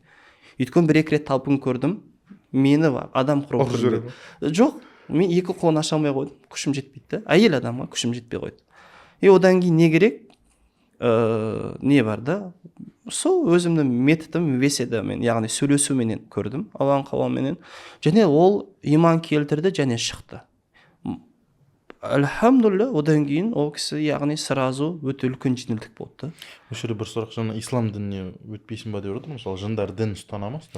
Пайғамбар саллаллаху алейхи вассалам хадистерінде келтіреді, Ибн Масудпенен, мысалы Меккеге барсаңдар, Алла нәсіп болса, жын мешіті деген бар. Ол жын мешіті негізгі себебі ол жерде Пайғамбар саллаллаху алейхи вассалам жалпы жын қауыммен кездескендігі бар. Сол жерде де айтылады, ол жерде іштеріндегі дінсізі бар, христиандары бар, басқасы бар. Тура сол секілді бізде де білеміз, дін ұстанатындары бар, ұстанбайтындары бар, мұсылмандары бар, мұсылманның ішінде тақуалары бар, тақуа еместері бар. Тура солай да, яғни адам секілді ішіп жейді етеді, іштеріндегі кәдімгідей қарилары бар, ғалым деңгейдегілер бар, керісінше мүлдем қатысы жоқ пасықтары бар, аллаға сенемін, иман келтіремін, бірақ кіріп жүре беремін дейтіндер бар. Тура солай. Тура секілді әртүрлі діндегілер бола береді де. Жақсы, енді мына жерде мынандай сұрақ, оны басқалар да сұрақ етіп отыр деп ойлаймын. Енді может алдыңғы бөлімнен есінде бар ма жоқ па, жалпы енді барлығын жаратушы Алла тағала жындарды не үшін жаратқан? Құранда айтып алмаймын, мен құлшылық үшін деп. Басқалар білмейді ғой. Жалпы мынандай нәрсе, бір дерек бар да, жындарға, әсіресе именно шайтандарға, ібілістің артынан ерген әскерге негізі тіптім олар ақырет бар деп иман келтірсе де, олар сендер тозаққа жанбайсыңдар, сендер жоқ болып кетесіңдер деп үйретеді. Негізі тозақтың иелері ол адамдар дейді. Оларға дәл солай сөйтіп үйретеді. Айналып келген кезде Алла тағала Құранда айтады, мен жынмен адамды, жынмен деген, өйткені жын бірінші жаратылған. Негізгі бірінші адамды тек құлшылық үшін жараттым дейді. Сол себепті де оларға бізге міндеттелген Алла тағалаға міндеттелген иман, айбадат оларға да міндеттеледі. Пайғамбар саллаллаху алейхи ва саллям тек адамзатқа емес, ол жын қауымына да пайғамбар болып саналады. Бірақ шариғи тұрғыдан басқадай сәл-сәл, бірақ негізі оларда іштеріндегі сол жаңағы айтқандай хафиздары бар, Құран жаттағандары бар, мықтылары бар, айфриттері бар, тағы басқалар бар. Негізгі Құдай тағаланың мақсаты да білесіз, бірінші адам жаратылмай тұрған кезде жер бетінде бұлар бүлік шығарғандығын. Және де Алла тағала періштелерді түсірітіп бұларды қырғандығы бар. Қырған кезде соның ішінде ібліс те қатысқан. Ібліс қырған бірге ма? Ібліс те қатысқан. Қызық болған. Өйткені ібліс ол деңгейі ол кезде періштелерге сабақ беретіндей деңгейдегі адам. Субханалла, жындан болған. Кейін болған нәрсе ғой, сол кезде әртүрлі тарапқа қашқандығы, періштелер ол жалпы жер бетіндегі қырғандығы. Тәпсірде келеді, мен адамды жаратам деген кезде періштелер айтады, бұрын олар да жер бетінде зұлымдық жасайды ғой деп. Сол кезде тәпсіршілер ғалымдар айтады, олар да бұзғыншылық жасайды дегені негізгі жындарға мензелген дейді. Өйткені жынның негізгі қасиеті, жалпы жаратылысы от болғаннан кейін, айтқан кезде мінездерінде соғыстық мінез бар. Яғни агрессия қатты, соғысу, кек сақтау, не деген содан болады. Енді жаңа айтып отырсыз, мұсылман жын бар дейсіз, сенбейтін мұсылман еместері бар, хафиздері бар деп отырсыз. Бізде как раз осы ютубта алдында бірінші частында осындай комментарий болыпты. Мұсылман жындардан көмек сұрағаны қалай болады дейді. Біз ол жерде мұсылман жындар көмектері туралы айтқан болатынбыз, есіңізде болса. Көмек қалай болады? Алладан ғана көмек сұрау керек емес пе? Әлде мен дұрыс түсінбедім бе деп жазып жүрді. Бірінші, мұсылман жындардан көмек сұрау қалай болады ол деген? Ол дұрыс нәрсе ме, дұрыс емес пе? Енді біздің айтсақ болады, бізде руқия саласы Қазақстанда енді дамып жатқаннан кейін кейбір нәрселерге бірден пәтуа беріп жатыр, мүлдем болмайды деп. Осы мәселені сәл сыртқа шығарып сұрап көрдік. Сирия ғалымдарынан, тағы да басқа, енді пакистандық ғалымдардан ойлайтын шығар, енді бәрі сразу беретін жерді, бірақ пакистандық ғалымдардан да көрдік. Кейбір кісілер барынша кейбір шарттар қойды, және де кейбір кісілер ол мақұлық ретінде кейбір нәрседен, яғни бір заттарды сұрау, яғни айтқан кездегі жын бар ма жоқ па, егер шынымен көмектесетін болатын болса, онда рұқсат дегенде қылды. Бірақ анандай емес, яғни жындарды шақырып, оларменен беседа құрып маған көмектес деген емес. Бірақ кейбір нәрседе бізде практикада бар. Кейбір жындар исламды қабылдауы мүмкін. Және де сол исламды қабылдағаннан кейін ол кейбір деректерді бізге айта алады. Яғни сен осындай деген мынаның әпкесі бар. Ол әпкесін құтқар.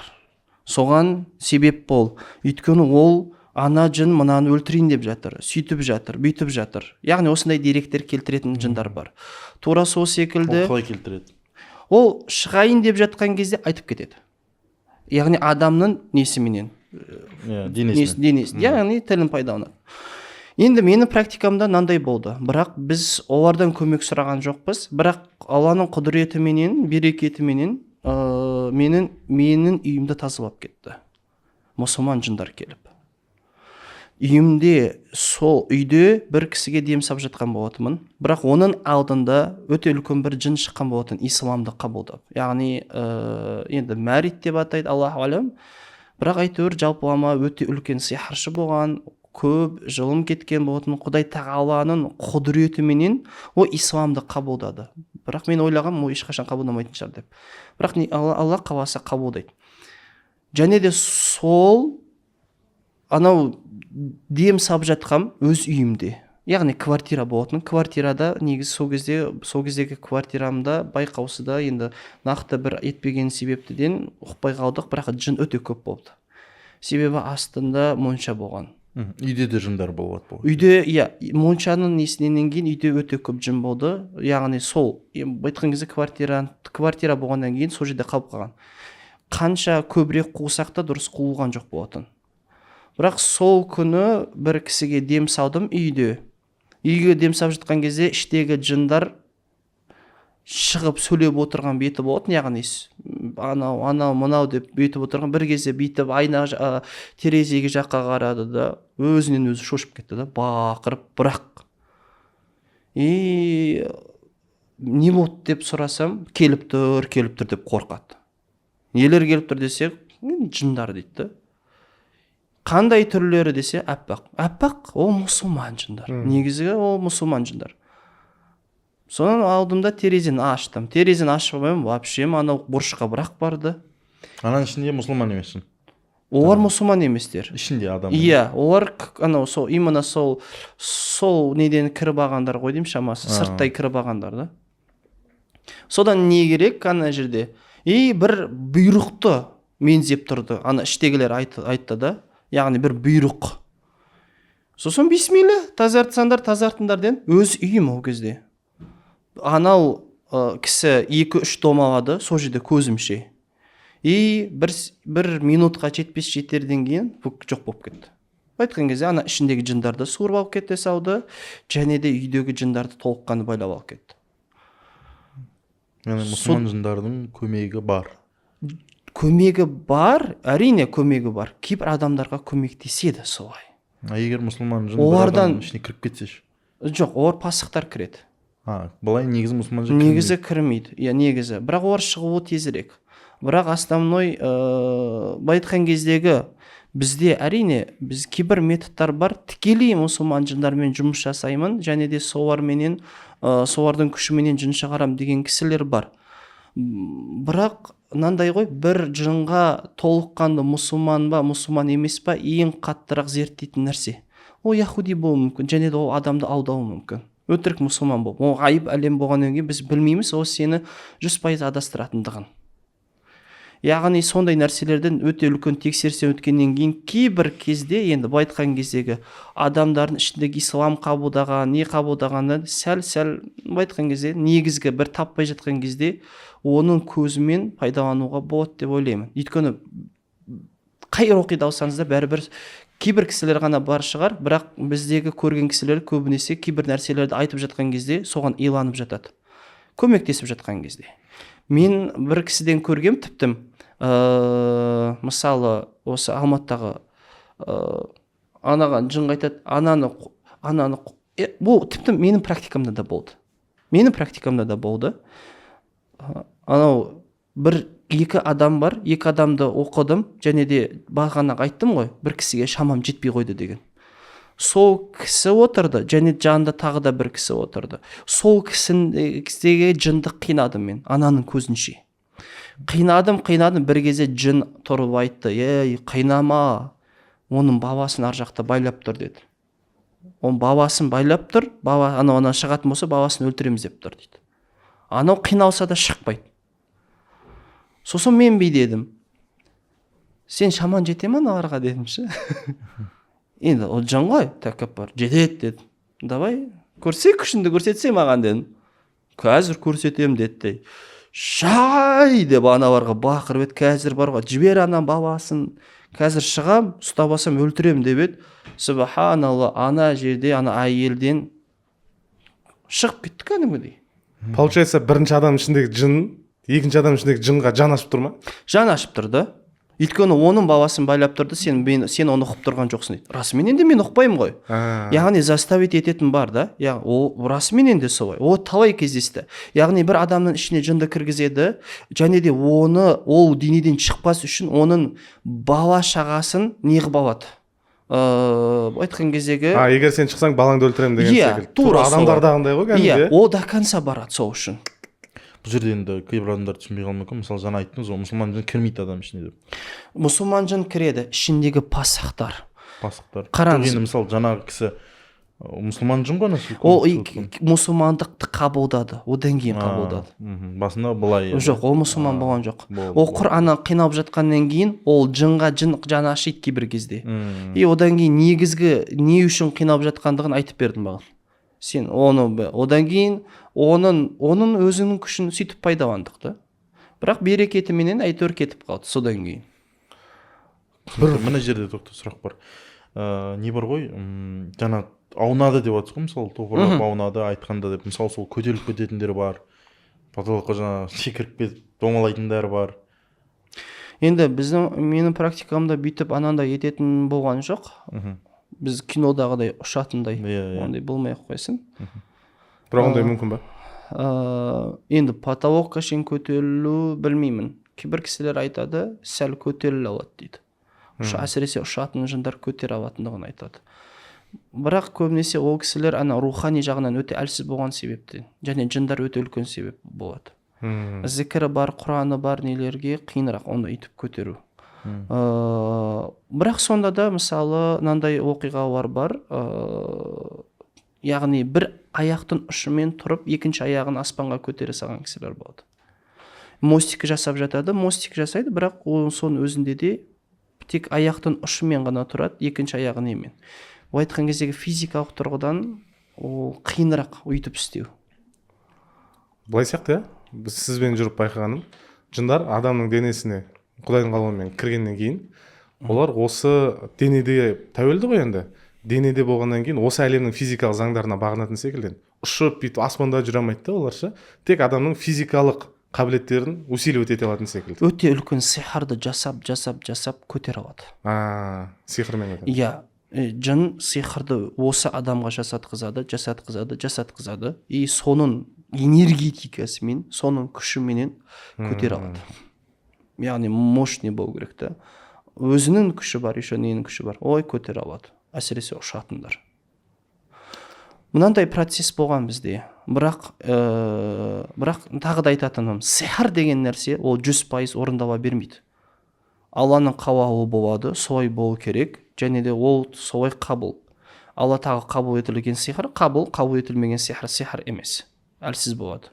Неге дәлел айтайын, бізде бір кісі де болды, өзін полный өзінің денесіне сихыр жасады. Яхудилік сихыр жасады. Өзі немен жасады? Кәдімгі лесбімен жасады. Тіліп тұрып. И одан кейін күліп тұрып айтты, мынау бітті деді. Болды ғой деді. Өйткені полный денесіне сихыр жасап тастадық. Яхудилік сихыр. Өзіне өзі жасады еще. Сол шайтан исламды қабылдады ғой. Соны айтып отырған ғой. Мынау өмірі қабылдамайтын шығар деген. Сол еще үйді кеп тазалап кеткен. Құдайдың құдіреті. Сіздің үйіңіз тазаланды сол ма? Иә, соның әскері. Мынадай сұрақ болып тұр енді жаңа. Соны бітіре салайыншы. Енді анандай форматты көрген адам негізі психологиялық шок болады. Өйткені денесін мен көрдім, несін көрдім. Субхана, расымен енді тіліп тастаған полный. Яхудилік сихар бүкіл денесінде. Бірақ Құдайдың құдіретіменен сол кезде айттық та, Алла қаласы қабыл етілмейді осы нәрсені дедік. Тура солай болды. Қабыл етілген жоқ. Алланың қалауымен. Ешқандай энергия бере алған жоқ жынға. Айта беріңіз. Жаңа сұрақ болып жатыр да, мысалы үйде жындар болады. Ол мысалы есікті өзінен жабылуы, домовой дейді, мысалы бір нәрсе дік етіп, бір там тоқылдап жатады. Ол кинода көрсетіледі әдетте. Енді ол шынымен бар нәрсе ма? Яғни үйді мекендеп, үйде жаңағыдай шум шығарып, сөйтіп жүретін адам. домовой деген нәрсені енді оны орыстар ғой етіп атаған жалпылама үйдегі мекендейтін жындар. Негізі жарайды, мұсылман жырдарында мекендейтін үйлер бар, бірақ олар тыныш жүру керек, міндетті тұрғыда. Пайғамбар саллаллаху алейхи вассалам айтады ғой, адам тұратын жерде неге жын болмау керек та, либо ол бір нелерде риуаяттарда төбеде тұратындығын айтады. Бірақ біздің қазіргі заманда көбінесе жындар көп мазасын алатын үйлер бар. Солар кіріп алады, солар тиіседі, солар бастырады, солар неше түрлі заттар істей алады, есікті жабады, нені жабады, дәретхананың несі етіп кетеді деген секілді. Бұл үйдегі жын. Бұлар қайдан келді деген мәселе. Либо үйде сихырдың кесірінен пайда болған, сол жерде қаптап кеткен. Либо ол жерге кейбір сихыры тиген адамдарменен ілесіп келген жындар қаптап кеткен. Либо ол жерде көбінесе жаман нәрселер болған, сондай нәрсемен қаптап кеткен. Сондай менен көбейіп алған әулетпенен. Көбейген сайын үйдің аурасы басып тұрады, қараңғы. Қаншалықты жарық болса да, мысалы, үйге келеді, үйге келгеннен кейін бітті да, энергиясы жоқ, жата бергіштік, ештеңкеге жоқ, түсінде бастыру, ету, тағы басқа. Сыртқа шықса нормально болып қалады, энергиясы бар, көзі ашық. Бір жағынан үйге барғысы келмейді. Ол белгі үйде жындар көп екендігі. Сол себепті де олардың кейбіреулері анандай наглить етеді, есікті ашады, есікті жабады. Өйткені адам қорыққан сайын олар мотивация алады, олар энергия алады адамның қорқынышынан. Оны істейтіндер, мысалы, әшейін біреулер шығар. Мысалы, Айберген көрдің ғой, қанша мен кездестік, ешқайсы өзінің несін қалай айтсақ болады, өзінің жалпы өзін әлсізді қып айтпайды ғой, байқайсың ба? Кішкентай болсын, үлкен болсын. Сен мен секілді жын көрген жоқсың деп тұрып сөйлейді, көрдің ба, байқайсың ба? Ешқайсы өзінің самооценкасын ешқашан түсірмейді олар ше. Қандай несі болса да. Ол сондай да. Ал адам одан қорқатын болса, одан мүлдем өсіп кетеді. ЧСВ деген бар ғой, чувство собственной важности. Жындарда сол прям патологтар ше. Өйткені олардың өзі табиғаты сондай. Сізде бір оқиға бар еді ғой. Үйде бір жын бар, үйге бардыңыздар, тоқылдатып тұрады постоянно дедіңіздер ма? Стенаны дүңкілдетіп тұратын ше ма? Біз соған бардық, бір кісіден келді. Қашан болды? Ол шамалған жақ па? Шамалған жақ. Бір несі. Үйге бардық, барған кезде кішкентай қыз көріп қояды екен да. Именно кішкентай қыз үйге кірсе, есік нені тақылдатып шошытады дейді кішкентай қыз. Шамасы кішкентай қыздың несі пердесі ашылып кеткен. Көзін, яғни жындарды көре алатындай бір несі. Бірақ тексердік, балада да неде ештеңке проблема жоқ болды. Сөйтіп дем салдық, Құран оқыдық, су еттік. Жәнегі тарсу мүлдем жоқ. Нормально болған шығар дейміз де, сыртқа шығып кетеміз. Қыз баланы үйге кіргізе беріңіздер, қорықпаңыздар деймін. Содан не керек, біз машинам отырып кетіп бара жатқан кезде ана кісі, яғни шақырған ер кісі аудио жібереді. Аудиосын тыңдасақ, мынау қайдадан басталды дейді. Ар жағында ұрып жатыр. Сөйтсе үйге қыз кіріп кеткен. Яғни бір причинасы сол қыздың көргендігін жақтырмай жатыр үйдегілер. Сөйтіп етіп жатыр да. Бұлай тиісіп, алып, несінен қайтсақ аяғынан сүйреп, ондай емес та. Только стенаны ұрып жатыр. Бірақ физически сол кезде естідік. Яғни дүрсілін аудиодан естіп тұрмыз ғой. Қайтадан басталды деп ше. Яғни барғанда олар сыртқа қашып кете салады, қайтадан кіріп ала салады. Несі қиындырақ сол да. Үйден жынды ету үшін. Енді мекенде баған ғой. Сондықтан да бір неден сразу олар тазаланбайды. Үйге, получается, жындар мен адамдар таласып жатыр ғой, То есть адамдар білмейді жындардың бар екен, но жындар мына үй біздікі, қыз неге бізді көріп тұр деп сұрады емес пе? Солай болды, сондай нәрселер болды. Жын, бұны айтпай қойық па? Болды. Артық әңгіме болып кетті. Жақсы. Так енді жалпы менде сұрақ бітті. Мен барлық сұрақтарға жауап алдым. Сенде қандай сұрақ бар? Енді сұрақ болса, менде сұрақ жоқ. Сұрақ жоқ болса, жалпы енді айтар сөзіңіз болса қорытындылайық. Пайдалы болды деген сенімдемін. Енді біз барынша бұл жерде оқиғалармен де бөлістік, біліммен де бөлістік. Енді біз деген, мен өзім жалпы бір пәтуа шығаратын адам емеспін, және діни білім емеспін. Мен таза өзім бұл ортада өзім білгім келген сұрақтарға жауап алдым, және сіздердің де комментарияға жазған сұрақтарыңызға жауап бере алдық деген ойдамын. Енді бір қорытындылап өзіңіз айтып жіберсеңіз сөз. Біріншіден ұлағамада қайтыр осындай бір кішігірім болсын да сәл де болса білімді әдейі етіп жатырмыз, таратып жатырмыз. Қоғамда кішігірім пайдасы болар, иншалла. Кейбір кісілерге де жауабын табар деген ойдамын. Екіншіден, енді кейбір нәрселер бар, бірақ категорически сол нәрселерге қатып қалмай, көбінесе практикаға жүгініп жатырмын. Өйткені практикада басқадай, теорияда басқадай кездесуі де мүмкін, жәнегі бағанағы секілді тақырыптарға. Бірақ көбінесе практикада нәтиже берген себепті де осы жерге осы нәтиже бергеннен кейін сол нәрселерді ғана айтудамыз. Оның ішіндегі жәнегі бесподия болсын, оның ішіндегі ажырастыру сихар болсын, ол жердегі жынның жабысуы болсын, тағы басқалар. Олардың және де адамға өте үлкен зиян, ол сол өлтіру ғой қазіргі кезде, Алла сақтасын. Соны да әдейі қозғап жатырмын. Өйткені неге біздегі психологтар психика деп ол адамды көбінесе сендіруге тырысады, бірақ неге көмектеспейді ол нәрсесі. Бірақ рухия саласында альхамдулилля өте жақсы көмектесіп жатыр. Оның бәрі әрине егер жыны болса. Тура сол секілді мысалы көп сұрақтың бірі наркомания немесе улдамания немесе ішімдік мәселесін айтады. Ол жыннан қатысы бар ма? Былай айтқан кезде қатысы бар ма? Бізде практикада екеу болды. Яғни жынның қатысы болған кісілер де болды, қатысы жоқ кісілер болды. Егер жынның қатысы болған кісілер болатын болса, альхамдулилля өте жақсы нәтиже болды. Яғни арағын бірден қойып кетті, улдаманиясын бірден қойып кетті. Мысалы улдамания дегенімізде бір жігіт келді, оны сен де танисың шамасы, машинасын сатады, 3 миллион теңгесін бір күн ішінде жоқ қылып тастайды. Яғни тіге салады. Альхамдулилля ол кісіде расыменен де нәтиже өте жақсы болды. Расыменен де жынның кесірінен, жынның бір себептерінен кейін болғандығы анықталды, және де Алланың қалауыменен емделді. 5 уақыт намазын бастады, айтқан кезде толыққан өмірін мүлдем басқарына ғана өткізді. Тура сол секілді ішкен кісілер де болды, әйел кісілер болды, қатты ішетін, іштегілері қалай шықты, бірден қойды.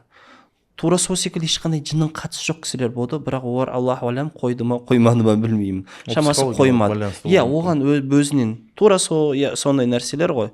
Яғни тіптім қарап отырсаңдар, жынның араласпайтын дүниесі жоқ. Адамды құртуға, улдаманияға да араласып жатыр, ішімдікке де араластырып жатыр, отбасылыққа да араласып жатыр. Неге? Бірақ бәрін жын дей беруге де дұрыс емес те. Сонда да қазіргі заманда бәлкім бір бақылап көрген дұрысырақ. Яғни бәлкім бұлардың да кесірі деп. Сіздер ойлайсыздар, мысалы дейік, әсіресе бұларға үлкен статус беретін, өте үлкен статус беретін нәрсе, бұл иманды, Құдайға тақуалық болған адамды имансығып өлтіру. Бұлар үшін өте үлкен дәреже. Ал осы жақында ғана білдік, яғни сондай адамдардың өзін как положено үлкен, яғни іблістің тұқымындағы үлкен жындардың өзінде бақылауда ұстайтындығын. Яғни сол адамдарды бақылауда ұстайтындығын. Біз ойлаймыз, негізі мұсылмандар, әсіресе намазхандар, оның ішіндегі жағы еткендер, жынның қатты шайтанның бір қатты азғырулары не жоқ деген секілді, бірақ бәрібір де бақылауда болғандығына таңғалдым меніңше. Мен де сөйтіп қатты бақылауда емес шығармыз деп ойлайтынмын, бірақ расыменен де кәдімгідей бақылауда екенімізден таңғалдым. Субханалла. Сол себепті де олар бақылауда болғаннан кейін де көп өмірге араласады, және де любой сихар болсын, любой жынның негізгі миссиясы, әсіресе шайтан миссиясы, ол ажырастыру тағы басқа деген, ол бірінші миссиясы емес. Бірінші миссиясы Құдайсыз өлтіру. Оған Құран оқытады, оған зікір ететін кісілер бар, бірақ сихардан ажықпайды, несінен кетпейді, мысалы жын шықпайтын кездер болады. Сол кезде олар ой салады. Сенің зікірің көмектеспей жатыр, Құраның көмектеспей жатыр. Онда Құдай жоқ. бәлкім сен ана бір бақсыға, ана бір мықты бір көріпкелге, ана бір нелерге барып көрсеш, сөйтіп көрсеш деген секілді нәрселер бар. Иә. Ондай да адамдармен кездескенбіз. Қиынырақ, иә. Жазылды, бірақ жазылса да кейбір нәрселерінен айырылып қалды. Имани жағынан. Сол себепті де айтатыным, иншалла, бірінші кезекте Алла тағала шешеді. Бір оқиғалар ол әшейін себеп, әшейін адам, тура сіз бен біз секілді, ол құр себеп. Сөзсіз Алла тағалаға қаншалықты мықтырақ жақындайсыз, иншалла сіз мүлдем ұтылмайсыз. Осы бір сынақ арқылы көп адам Аллаға деген махаббат табады.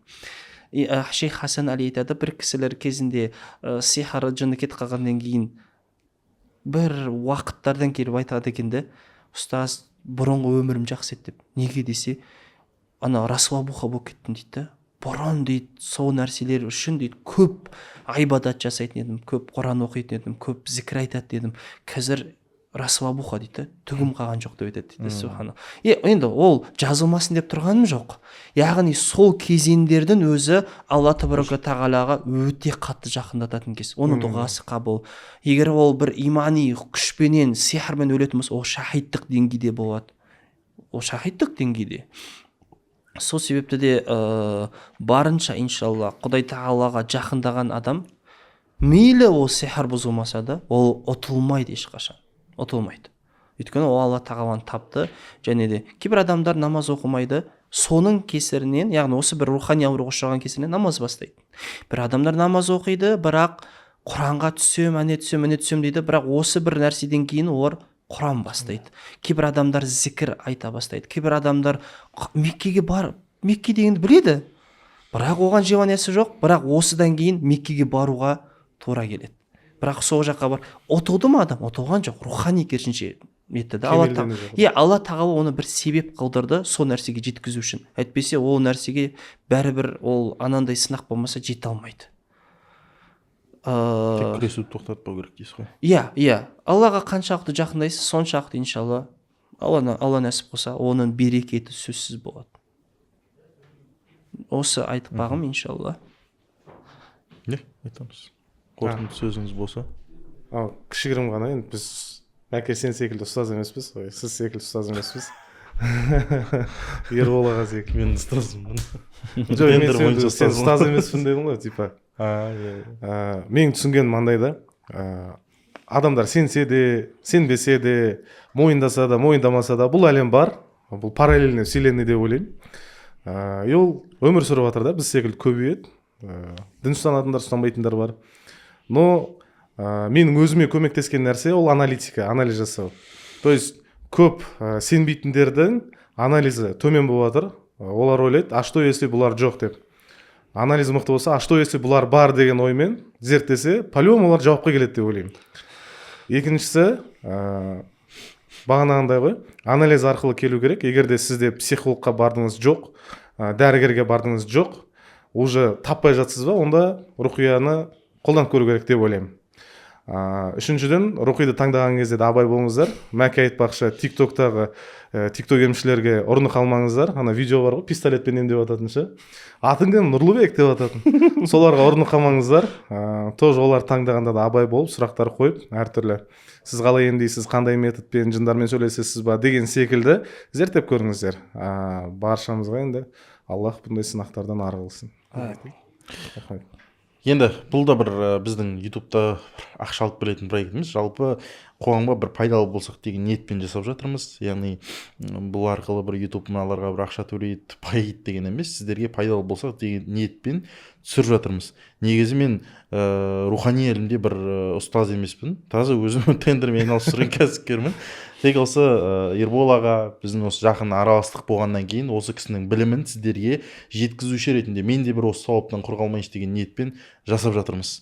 Енді осы видеомен сізге кішігірім болса да өміріңіздің жақсы жаққа өзгеруіне бір білім алуыңызға септігін тигіздік деген сенімдемін. Егер бір Ербол аға сұрақтарыңыз болса, жалпы алдыңғы бөлімнен кейін менен өте көп номерін сұрап жатқан адамдар болды. Мына описанияда Инстаграм белгілеп кетейік. Егер сұрақтар болса тікелей сол Ерболғанның өзіне жазып келсе болады консультация, жаңағыдай диагностика деген сияқты нәрселер болса, мархабат, сол жерде жазылсаңыздар болады. Ал видео ұнаса, осыған лайк басып, комментарияға өз сұрақтарыңызды жазып кетіңіздер, бәлкім 3-ші бөлім болуы мүмкін.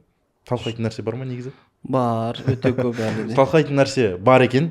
Егер тоже келесі бөлімде белгілі бір тақырыптардың қозғалғанын қаласаңыздар, онда комментарияға өз ойларыңызбен сұрақтарын жазып кетсеңіздер болады. Өйткені байқадыңыздар, бұл бөлімде комментариядағы сұрақтарды қою арқылы тақырыпты аштық. Барлықтарыңызға сәттілік.